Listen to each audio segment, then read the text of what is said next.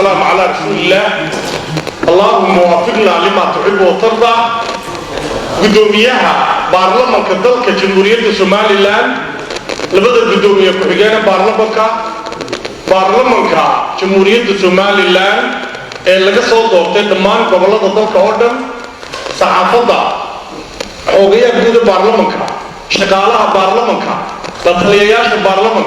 شعبوينا قصوا غير قلق هي صحافة السلام عليكم ورحمة الله تعالى وبركاته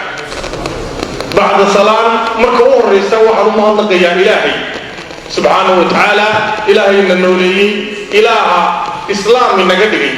إله مركز ضمنا أن تقعد سنين وإلهي إسلامي من قدر انتهى كبعد وحرمها الله يا كو مدعوينها جمهورية سوماليلاند إيو قلاضي إن أنا مرة لبعض قرن كيغا وشقيو iyadoo markii hore aan u shaqeeyay qarankayga oo aan doorasho ku yimid sida baarlamaanka qaaliga ah horteeda fadhiya waxaan ahaa maayir ku-xigeenkii u horeeyay ee taariikhda soo mara Somaliland caasimadda Hargeysa ugu daayara ilaa iminkana ugu daayara waxaan ahaa dhowr iyo 20 jir maalinta la doortay caasimadda Jamhuuriyadda Somaliland waxaan aaminsanahay inaan ku yimid nasiib iyo qadar Ilaahay ee aan dadka kale waxba dheerayn Somaliland ama dadka caasimadda ku noolaa waxa inay suurtooday inaan noqdo maayir ku-xigeenka ugu muddada dheer ee 9 sannadood aan ahaa laba gol la doortay golaha nimanka jooga golihii iga horreeyay 3 maayir ku-xigeen bay marayeen halka golaha ku jirayna aan la bilaabay maayir ku-xigeen aan la dhamaystay maayir ku-xigeen taana ilaahay barbartaagnaa iyo ciidanka ilaahay ay ahayd fariidnimo ragga aan dheeraa 25 ka xildhibaan kuma niman markii ilaahay baan ku imaan markii ilaahay baan ku joogay kuna dhamaystay taasna oo ilaahayna sabab ka dhigayna shaqo wanaag karti dulqaad inaan ku wado shaqadaydii waa aragnimo qofkuna wuxuu waa aragnimo u leeyahay wacan dawladda hoose waxaan ka soo shaqaynayay muddo ka badan marka lagu daro inta 3 sannadood oo sanadkan kii 4 noqonayo waxay taasiishaasi in aniga ragga ila midka ama dhalinyarta ila midkii waxaan tusaale u noqday dhalinyar badan oo reer Somaliland oo markii hore aaminsanay in aanay dalka Jamhuuriyadda Somaliland aanay madax ka noqon karin ilaa 60 gaadhaan waxa ay yeeshay dhalinyar fara badan markii TV-yada igu arkeen inaan soo baxo maayir ku-xigeen noqday waxaan halkan ugu mahadnaqayaa ilaahay kasuko waxaan aad iyo aad ugu mahadnaqayaa shirkidoonka golaha aad Cabdirasaaq runtii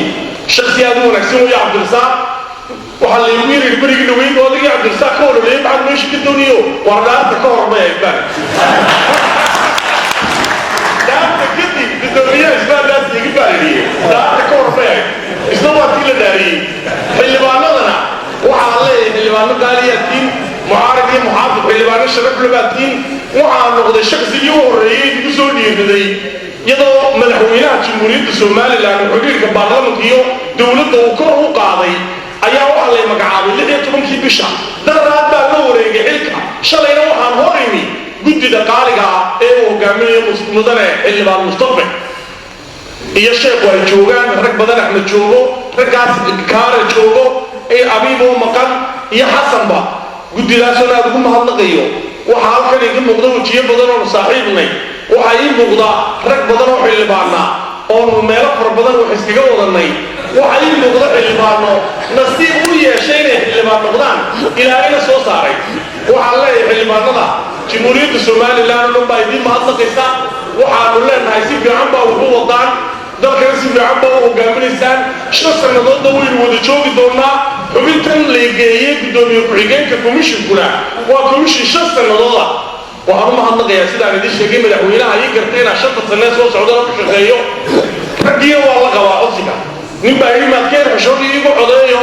oo sooniga codka soo maray baa dhaxkeer ka xishoodaya waxa xildhibaanada mucaarad iyo muxaafid ka codsanaya in badan baan ku xigeenahay 9 sanana ay maradaan ku xigeenkii ka sii dalay doorka wad ka dalay sawaan islaahay oo ku xigeenkii noqday aanina oo ay gaam silay codeeya